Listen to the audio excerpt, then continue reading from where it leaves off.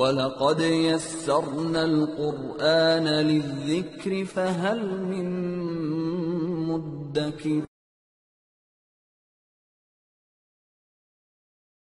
الحمد لله وحده لا شريك له والصلاة والسلام على رسول الله اما بعد. عزیزانو، نن انشاءالله العزیز د درېیمې سپارې خلاصه تاسې په حضور کې وړاندې کومه. د درېیمې سپارې په آغاز کې الله تعالی دا فرمایلی دی چې ما نبیان را لګلی دي، بیا بعضو نبیانو ته په بعضو نبیانو باندې ما فضیلت ورکړی ده.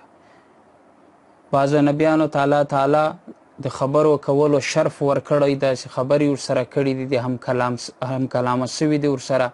بعضو نبیانو ته الله تعالی څرنګه معجزې ورکړي دي، بعضو ته څرنګه معجزې ورکړي دي. تر هغه مخته په دې سپاره کې آیت الکرسي ذکر ده. آیت الکرسي ډېر یو خپل شان لري او په ټول قرآن کې یو غټ آیات ده، نو د دې اهتمام کول پکار دی. موږ او تاسو ته چې د دغه خامخا ذکر کو. تر دغه مخته عزیزانو د حضرت ابراهیم علیه السلام او د نمرود د مکالمې د مناظرې ذکر ده.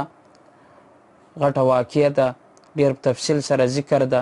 له دې یوه خبره دا معلومیږي لکه څرنګه چې تفسیر بیانول د دین کار ده، تقریر کول د دین کار ده، دغه دا مناظره کول له باطل سره دا یو د دین کار ده. تر دغه مخته الله تعالی په دغه سپاره کې سود حرمت بیان کړی ده. د سود باره کې یو اهم وعید دا ده چې سخت وعید ده. الله تعالی یایي چې څوک هم سود کې له هغه سره مات اعلان جنګ ده. نو دا یاد وساتئ، دا ضابطه ده چې چیرې یو دښمن له بله دښمن سره خوري، نو کوشش دا یي د اول فریق چې د دوم فریق قیمتي شی ورضایع کړي.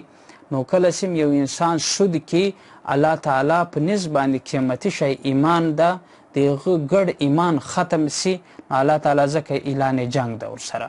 او که یو سړی دا سود حرام ګڼي، بیا هم د سود کې د هغه هم دا ډار ده چې ایمان بیا ختم سي. د سود د یوې روپۍ ګناه عزیزانو دومره ده، تر 80 وارې زیات له موره سره چې سړی زنا کې تر هغه زیاته ګناه ده. الله تعالی د موږ او تاسې جن وساتي.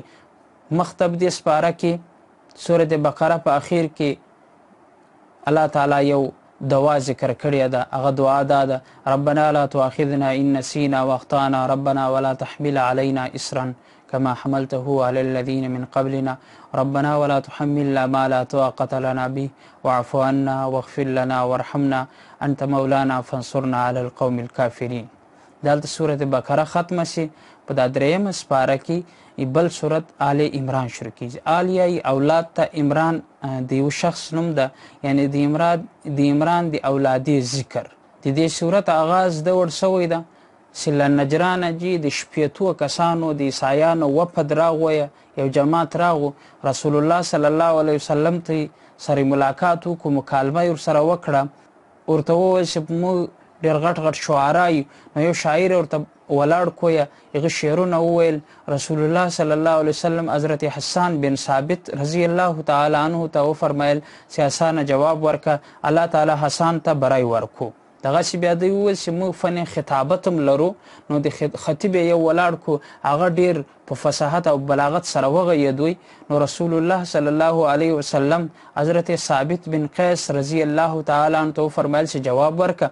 نو هغه غیدا وکړه، الله تعالی هغه ته برای ور نصیب کویه. بیا دوی دلایل ویل، نو خپل رسول الله صلی الله علیه وسلم دغه دلایلو جوابونه ورکړو.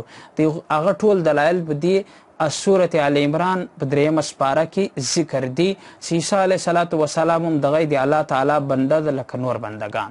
مخته په دې سپاره کې د یهود او د نصاراو د غلطو کارو د جرمو ذکر ده چې دوی به یو بل ناحقه قتل کول، نبیان به ناحقه قتل کول، او دغسې نیکو خلکو پورې به خندا کړه. دا د دوی غلط کارونه وو، ظلم به یې کویه. نو موږ او تاسو ته پکار ده چې له دغو کارو خپل ځان وساتو.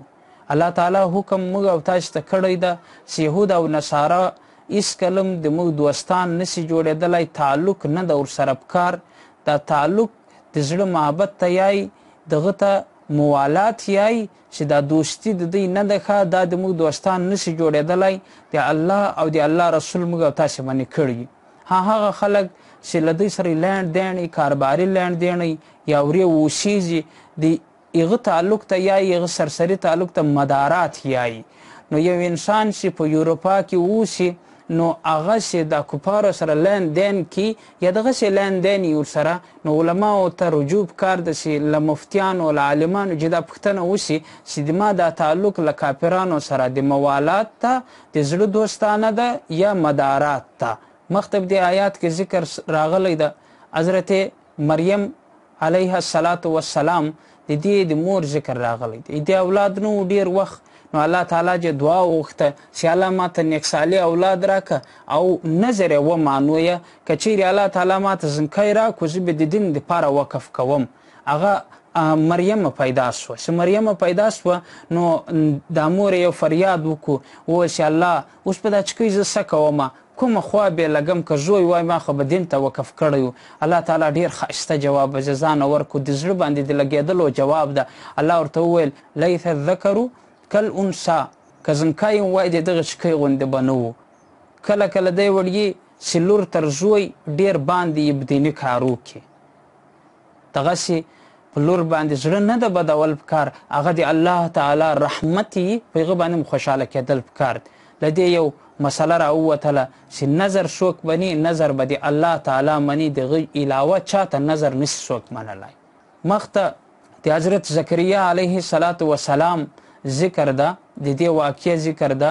زکریا علیه السلام چې ورته وکتل چې مریم علیه السلام مور دوا وغوښتله نو دوم دوا وغوښتله.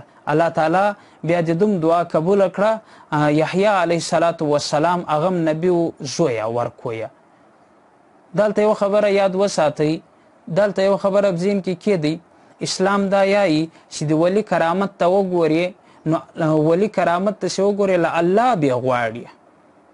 ځکه چې زکریا علیه السلام د مریم علیه السلام مور ته وکتل، له الله یې وغوښتل کرامت یې ظاهره شو چې اولاد یې نو الله تعالی اولاد ورکړو، نو دوم دوا له چا وغوښتل؟ له الله یې وغوښتله. او د یهود او د نصاراو دا طریقه ده چې ولی کرامت ته وګوري او له ولی یې وغواړي. دا په اسلام کې نشته، دا د یهود او د نصاراو طریقه ده، عیسایانو طریقه ده. بیا د عیسی علیه السلام پیدایش وشو، الله تعالی په خپل قدرت باندې پیدا کویه، پلار یې نه و، کلمه کن باندې پیدا کویه. هغه بیا په دې سپاره کې ذکر شوې ده.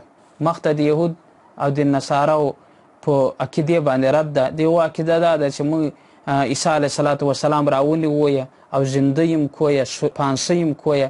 الله تعالی په دې باندې رد کړی ده.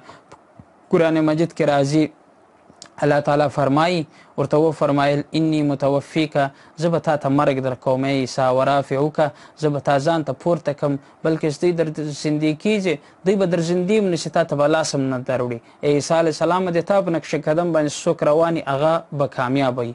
اوس د موږ او د تاسې عقیده دا ده عیسی علیه السلام په اسمانو کې ژوندی ده او قرب قیامت تر قیامت مخته به عیسی علیه السلام په دغه امت کې د نبی علیه السلام په تابعداري کې به راځي او په روی زمین باندې په ټوله مځکه باندې به یو کافر نشي پاته، بیا به دجال قتل کوي. الله تعالی دې وکړي چې عیسی علیه السلام دیدار مختم پراپ نصیب کې دا نیت وکړي که چیرې راظاهره سوی نو موږ به انشاءالله العزیز د عیسی علیه السلام خدمت کوو او د ده په ټولۍ کې به شاملیږو.